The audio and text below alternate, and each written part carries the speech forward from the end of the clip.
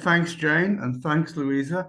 All I will say at the start of this is to welcome Becky, who is going to be talking about her own independent research on the roads of Southwark.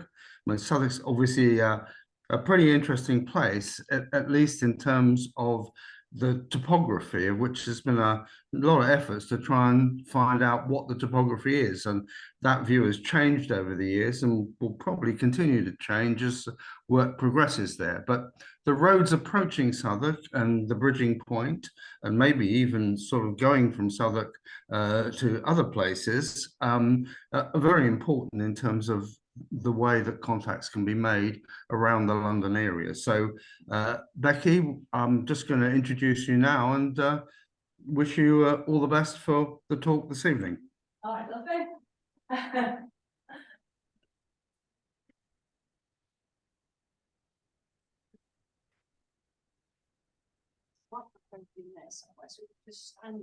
okay. Have we got a pointer at all or a clicker to move it on? No. Oh, moving it on will just be with the mouse. Oh, right, lovely. Okay, I can probably. Yeah, well, you can see the mouse. That'll do. Okay, super. All right, well, it's lovely to be here. Thanks so much for having me. And as Hans said, this is sort of my own personal project, really, my own sort of baby of sorts that emerged off the back of a number of sites that I've been involved in with either directly or indirectly. A huge shout out needs to go straight off the bat to pre-construct archaeology, who got the ball rolling with this. But as we work through, you'll see it's sort of a synthesis of many different stakeholders. So we've got an awful lot of sites to cover here to draw out what I hope is a really reasonably convincing, certainly at a local level, alternative model for road and road infrastructure in Southwark. So let's get cracking, if I can. There we go. Okay, so basically, just to give you a bit of an introduction to what we're going to cover here, I'm going to start with a very brief background, introduction to the project. Then we're going to lay out sort of the existing model of Roman road infrastructure so you can get sort of a starting point, and you can see how I'm tweaking it and why. And we're going to build on the model that was presented very artfully, actually, by Cowan, Fiona Seeley, Angela Wardle, Andrew Westman, Lucy Wheeler. I'm just going to refer to this as Cowan et al. 2009 going forward. And this is a really great starting point. But in the past decade or so, we've had some really key sites that have emerged that do alter this in a key study area, which I'll show you in a second. And what I'm going to do as I go through this lecture is I'm going to start out at a very local level and present what I believe to be conclusions that are fairly firmly based.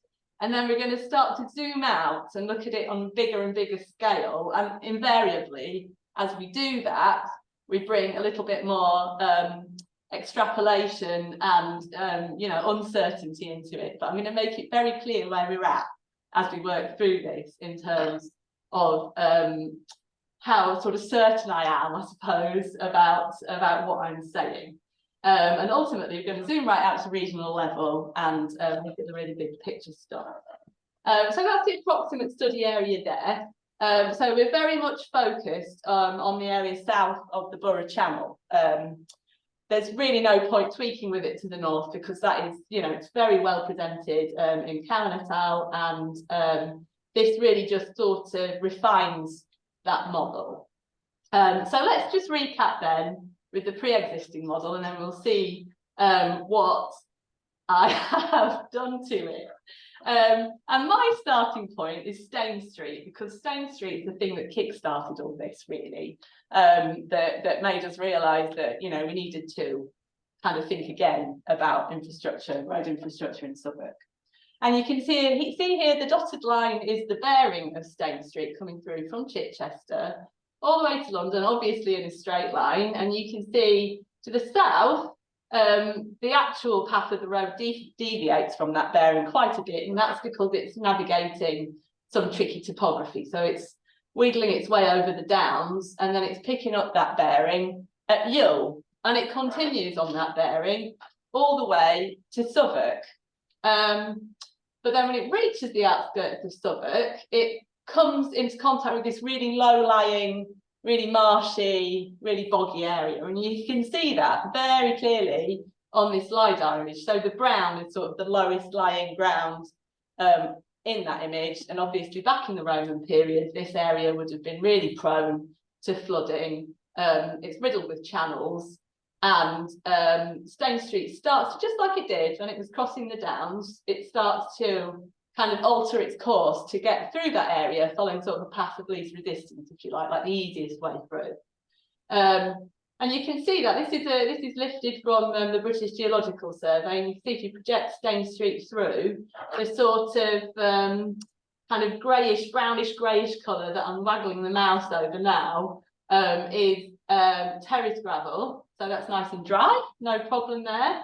But then as you sort of go further towards the northeast, you pick up this sort of greeny splodge, and this is alluvial material, and then the browny coloured stuff is peat. And this is something that archaeologists tend to refer to as the Rockingham Street anomaly.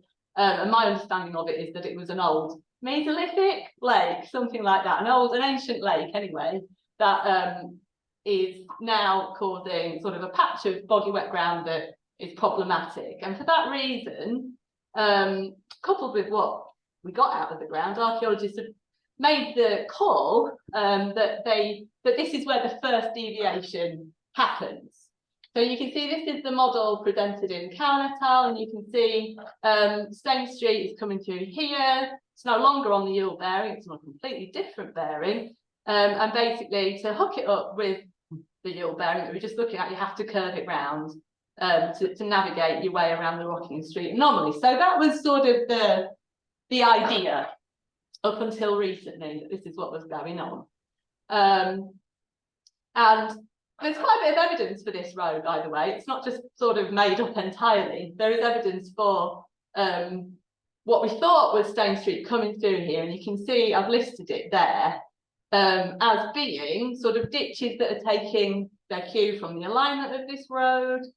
That was found at Swan Street, so that's site 84, which is here, and also site 87 here, which is a DUA site. Then we've also got another DUA site, site 85, where the excavator actually interpreted that as being Stone Street itself. And so on. So we have, you know, this isn't just sort of made up entirely, it's based on reasonable evidence, and this is why for so long we've modelled it like this. And that was all well and good until then PCA went and put the cat amongst the pigeons by finding Stone Street, and you can see in this beautiful image, this was done by Ireneo Grosso, who some of you will know, who's been just a fantastic archaeologist. This is the most beautifully excavated site, really.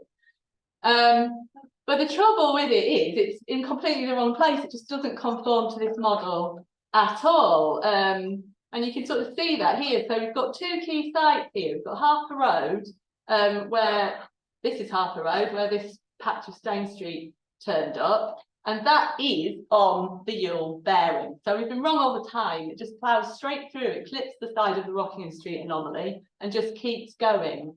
And then the other one that we're going to talk about is Brandon House. So this is really, these two PCA sites are what set me off.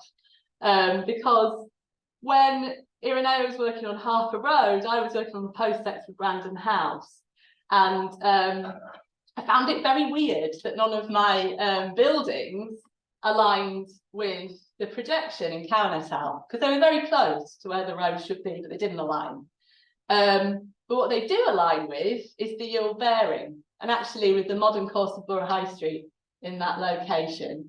So for that reason, you start to think, okay, this is bigger, you know, this is perhaps a little bigger than that, and we need to sort of do a bit of a dot joining exercise to figure out what's going on, this is what set it all up, really. So we need a new model, at least in part, to the south of the Borough Channel to make sense of this new evidence that we're turning up.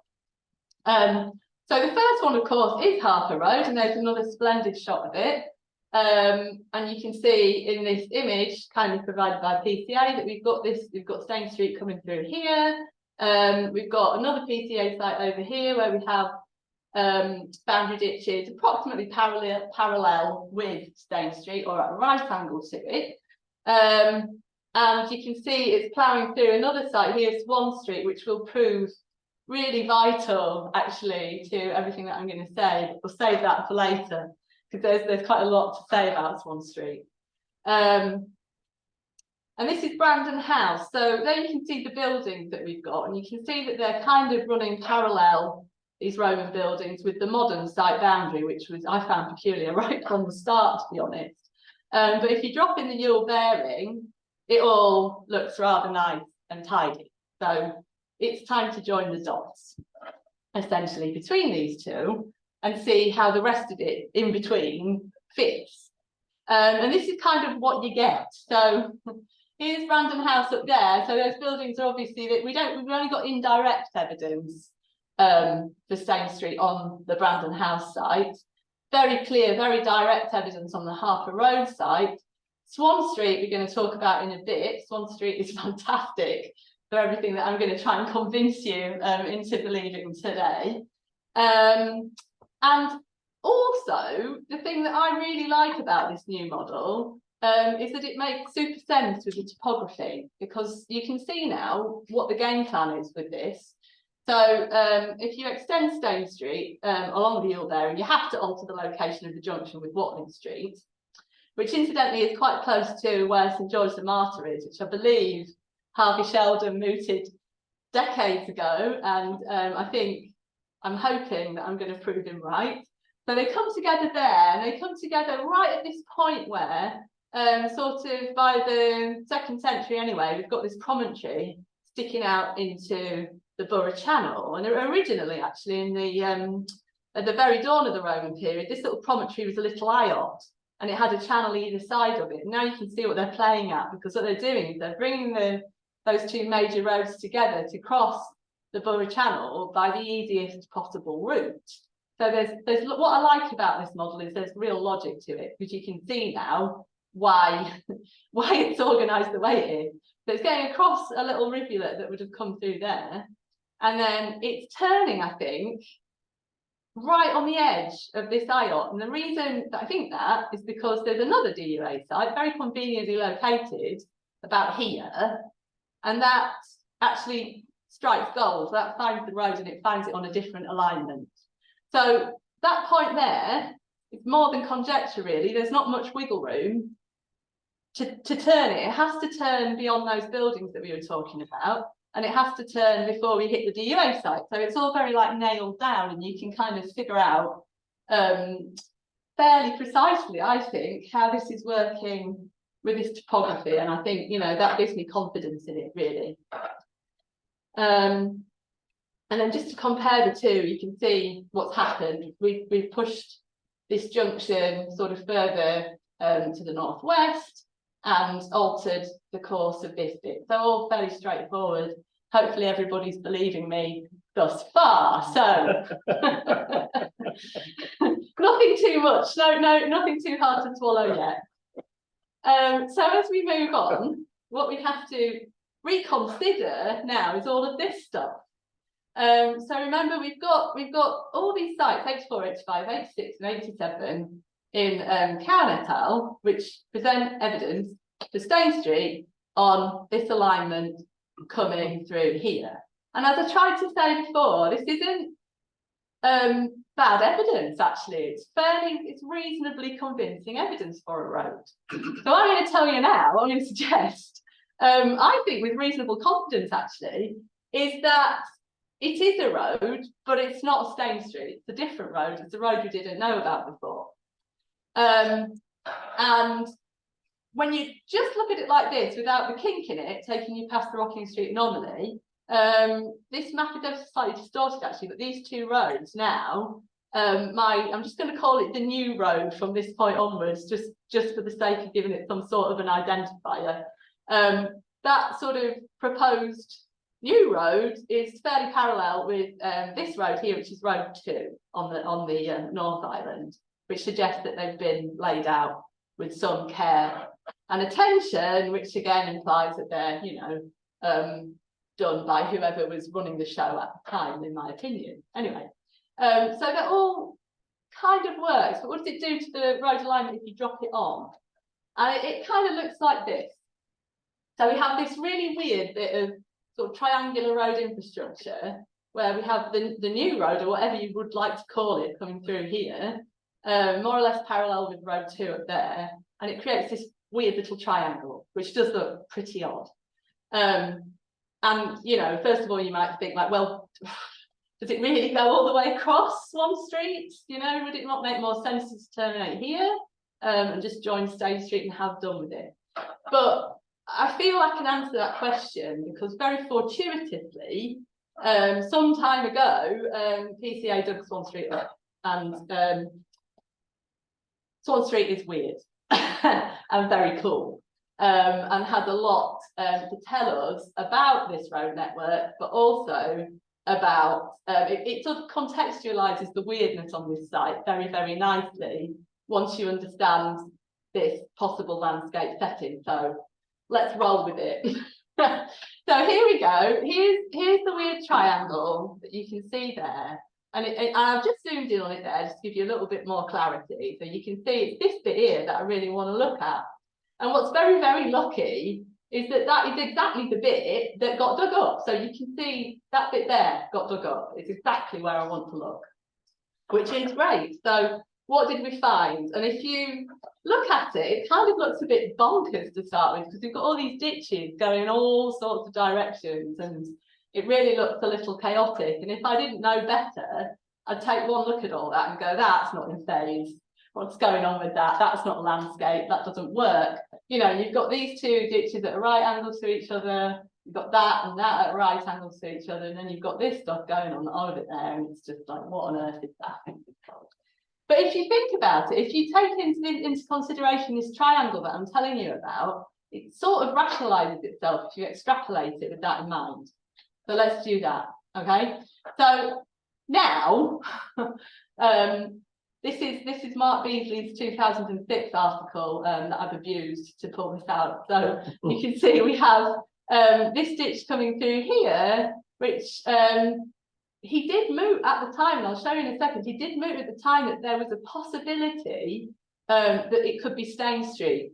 He was at that point saying that this one down here was more likely to be Stain Street, but he mooted it, which was very foresighted because I think he was right. And now you can see, basically, that ditch coming down there is the equivalent of that road coming down there, and it all looks really quite tidy. And then this ditch going over here, it's not a roadside ditch of Watling Street, but it is running parallel with it, if you can see there, almost well exactly parallel with it.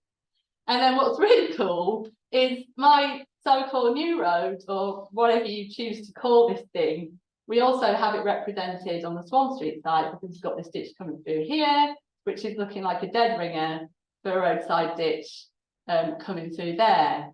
And what this does is it sort of maroons this little patch away from the rest of Southwark. And before we get into that, that's Mark Beasley's figure from his 2006 article. And I think it's very clever and very foresighted, because obviously it's not the model that I have, but he made the connection. And he didn't come out and nail it down, but he mooted it as a possibility. And so hats off to Mark, really. So back to our weird triangle of land. And this is where if you'll just humour me for 10-15 minutes or so, as we just go down a rabbit hole into Roman belief systems briefly, which will spice it up a little bit, hopefully, as well. And anyone who knows anything about this site will know that it's particularly odd. So the land use on it is really odd. You know, we're surrounded by sort of occupied areas kind of to the north, and we've got cemetery areas to the south. And what we've got here are these ditches that you can see, but also a load of pits, and the pits are quite remarkable things. Let me just show you one. So here we have an example of one of the pits. They're not just any old, they're backfilled with really strange stuff, like excarnated dogs and a semi-articulated skeleton and ritually killed Verulamium whiteware flagons with little holes punched in them. And it's a multi-phase thing, but if you put all those pits on the same plan, you'll see that they actually align with each other. And this is something, we'll get into this later, this isn't the only place in Roman Britain where you see this sort of thing. So it's being used in a really strange way. And if we go back to thinking about crossroads in the Roman worldview, in fact, it's bigger than the Roman worldview, really. This is sort of, you could apply this to a lot of the Indo-European world, where crossroads are seen literally as, it's a fork in the road, it's a liminal place, it's a place where you make a choice to go one way or the other. And it's not much of a leap to see how those sorts of places could be seen as special or different in some kind of a way. And I think that could explain, to a certain extent, what the deal is with the weird land use on the Swan Street site. And just to give you a little window into that, there are lots of liminal gods and goddesses in the Roman and Celtic worlds. So I've just chosen one because I particularly like this one because there's a cool quote about her, which I'll show you later. So this is the three-headed goddess Trivia, and all probably aspects of Diana, the particular association with Y junctions or three-way crossroads. So she, as I say, she's a liminal goddess, a goddess of boundaries associated with doorways, city walls, and the underworld. So you can see, this is all very well documented. This isn't just me making this up. The Romans wrote about these associations themselves, and they saw crossroads as particularly weird spots, and Y junctions in particular. And that, I think, helps us to understand now what the deal is with Swan Street. We've got comparable sites as well. So this is a list of the ones that I know of, which there's a great article on it by Woodward and Woodward, 2004. There's the reference. You can probably Google it and find it. And so we've got Greyhound Yard, Silchester, Cambridge, and St Albans are all examples of this, where you get these clusters of pits, usually in rows or rough rows, with what we would call, what archaeologists would call structured deposits, basically unusual things, strange assemblages deliberately placed within them. And in a similar way, what's cool about these is that they're also found next to major road junctions, usually the Cardo and the Decimanus, but we've got something similar going on here, I would argue. And this is a great quote. I won't read it all out. This is written by the Bishop of Rouen in AD 660 to 84, and he actually writes down, "No Christian should make or render any devotion to the gods of the Trivium where the three roads meet." So, I'd say it's stacking up. Okay, so we've done the local context, and now we need to zoom out a bit more. And this is where we have to go down a slight rabbit hole, but it's a rabbit hole worth going down, I think, just to at least have it on our radar as archaeologists that this is a possibility worthy of consideration as we continually dig holes into this city and continually build on existing models. To zoom out and think about what it's doing to the bigger picture is a good idea, I would argue, and that's what I've done. So let's have a look. So what does it do to the map at a regional level? So this is just a screen grab from the Layers of London website, but there are some potential issues with this that additional to the ones that I've already talked about, which I'm not going to recap over now. Probably the first one is that the edges of the North and South Island have been digitised like their roads, so just pretend that that's an island. But apart from that, this is pretty good by and large. But the one issue that I would quite like to just make a little digression on is the course of Road 2, because we just need to understand what all these roads are doing to sort of kind of contextualise the modifications to this model that I've made, including the insertion of this so-called new road. Like, you know, it's running parallel with road 2, so how do they relate to each other? So we're just going to sort of recap over the life history and extent of road 2 as postulated over the years by various London archaeologists in order to kind of get a grip on it. And my purpose isn't really to speculate on what road 2 is doing, but I just need to sort of flag it so it's on your radar as we go forward. And the big problem with road 2 is that basically the bearing of it is flat bang on Westminster where there's a ford. And as a result, it's long been speculated, as well, mooted as a possibility, that it went all the way from the bridgehead of Londinium to the Westminster ford. But to do that, it's got to go over some really challenging topography. So I'm just going to recap over the bulk of the evidence. Now, up here, you can see there's this cluster of sites. The North Island is comparatively well explored archaeologically.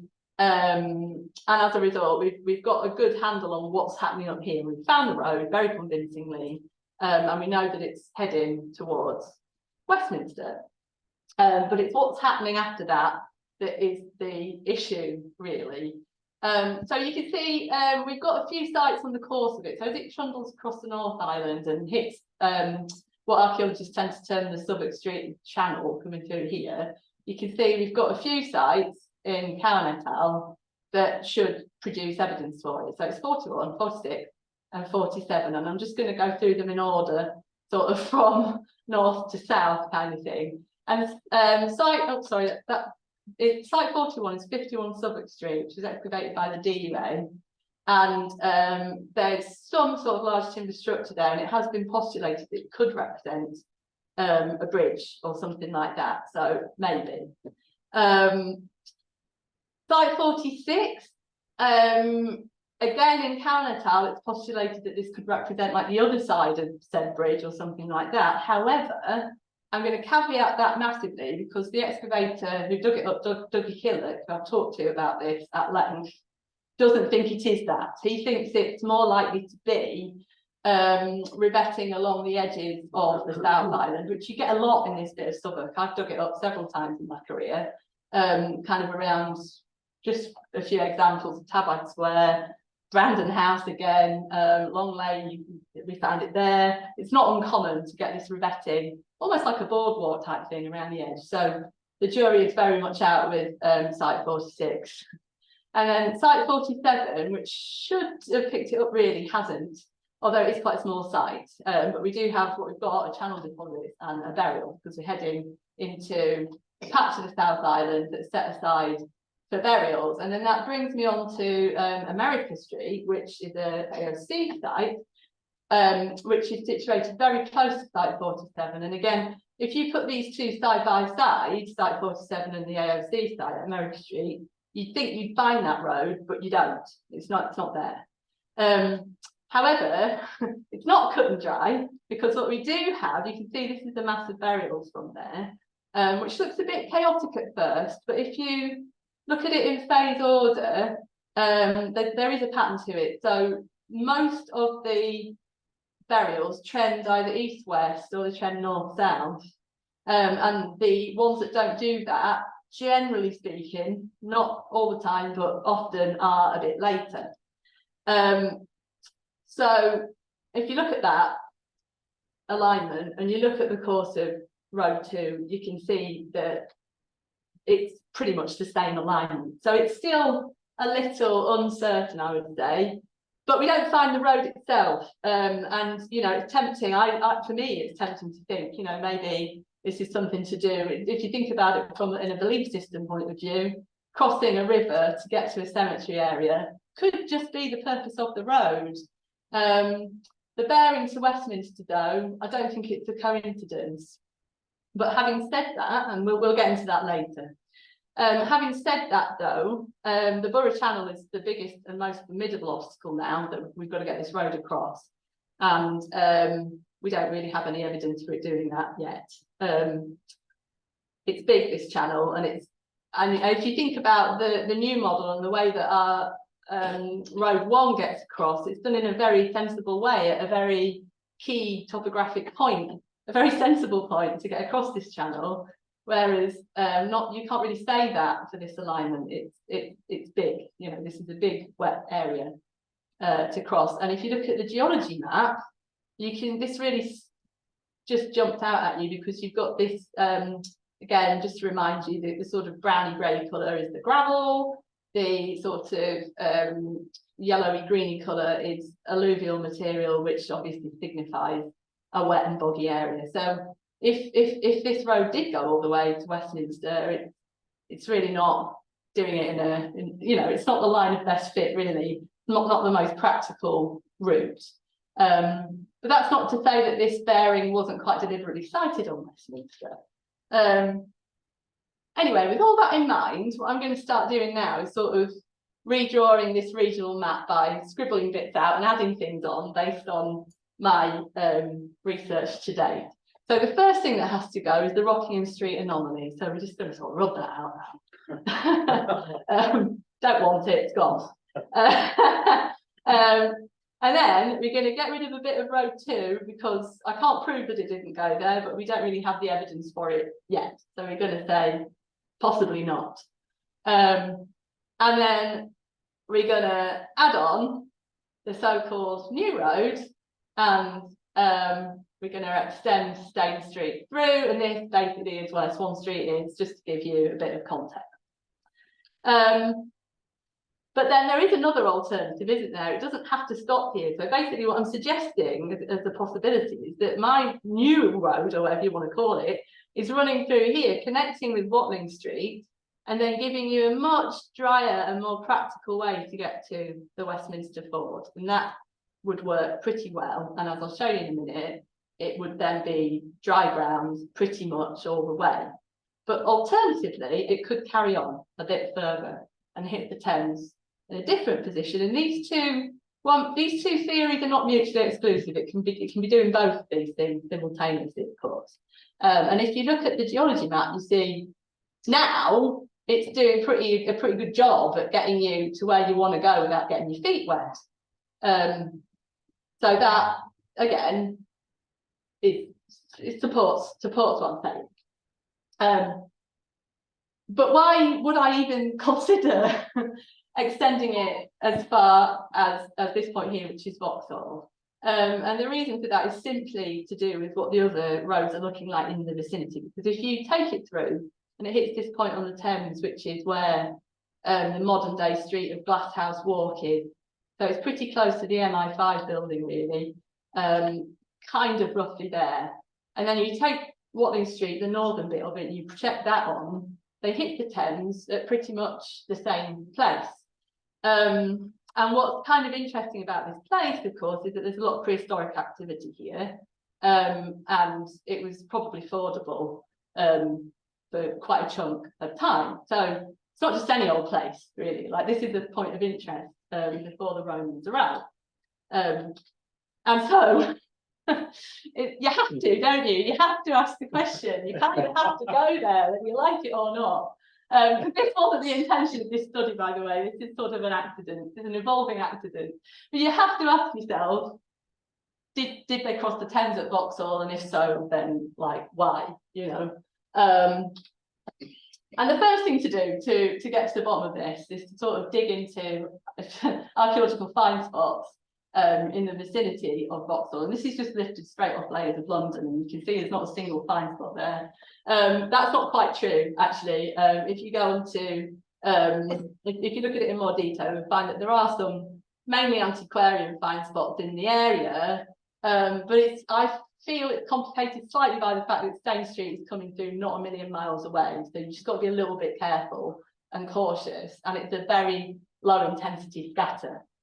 And you would think if there's a ford there that is going for any length of time, we would see like way more than that, basically.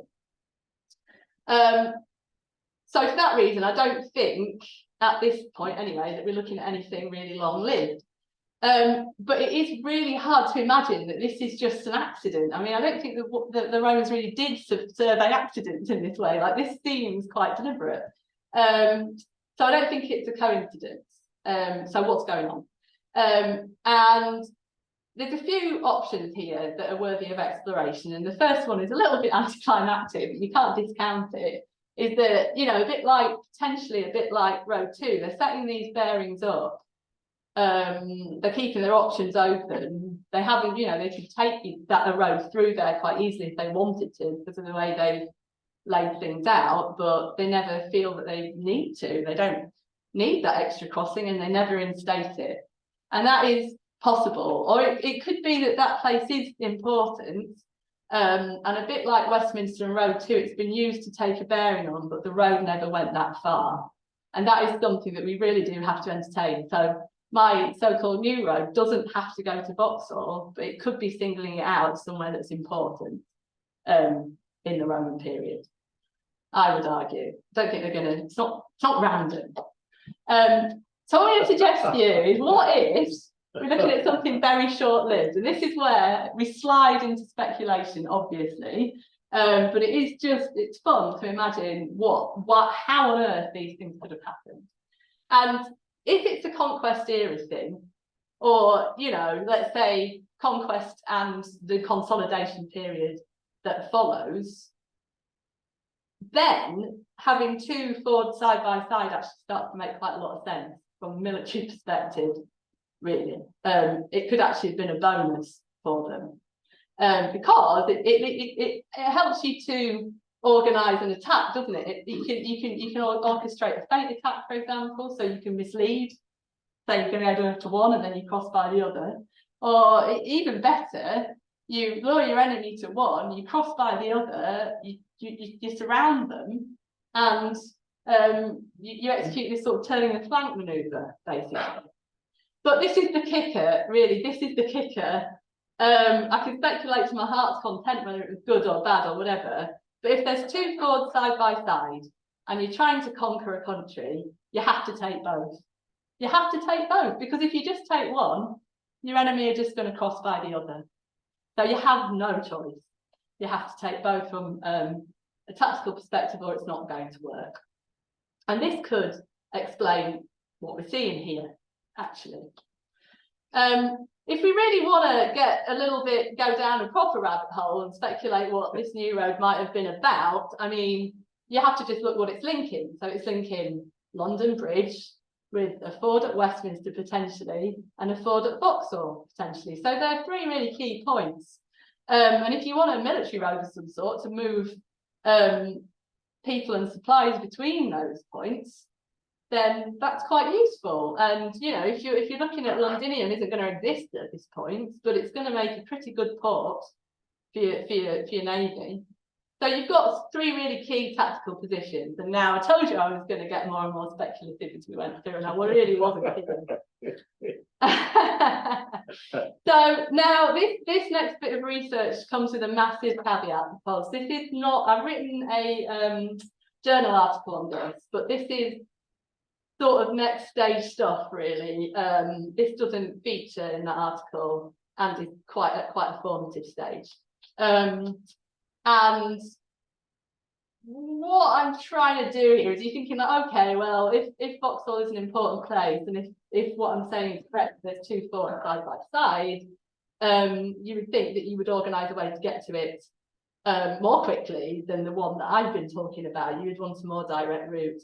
And I'm going to whiz through this because it is quite speculative, and it's not based on my primary research either. So this is based on a conjecture that's been done by MC Bishop, who's written a book on the secret history of Roman roads in Britain. And this is his conjecture for what those roads are doing in the London area. And basically it all involves the Greenwich bit, which has been modelled, I believe, off the temple that was found there and the associated potential road that was found there. But what I need to do is find those primary archives and figure out what's really happening. So this is the conjecture that's been orchestrated by him.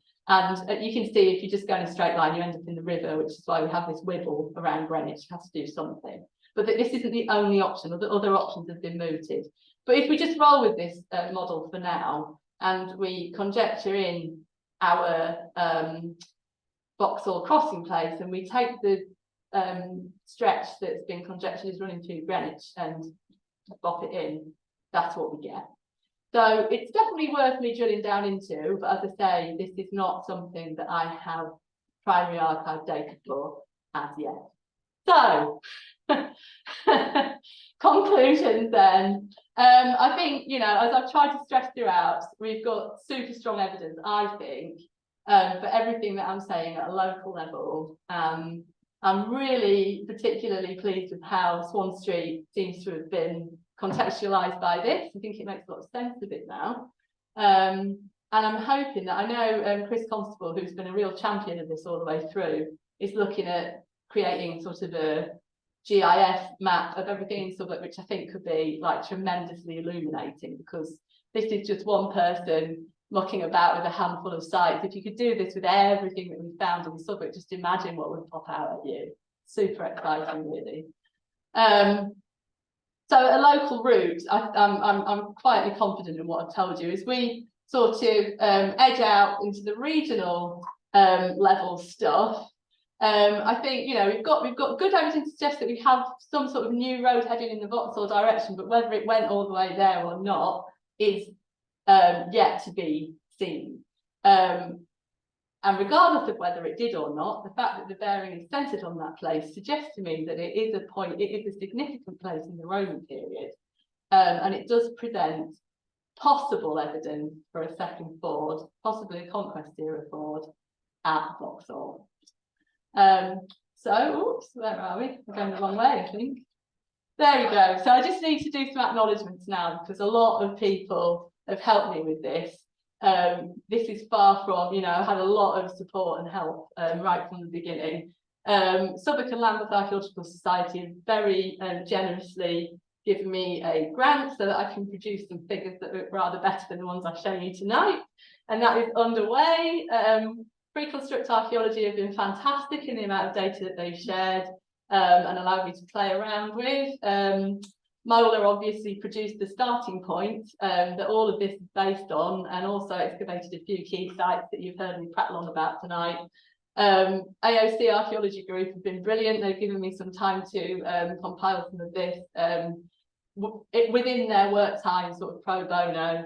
And of course, Chris Constable, who's like really encouraged me to actually get this all the way through to publication and apply for that grant.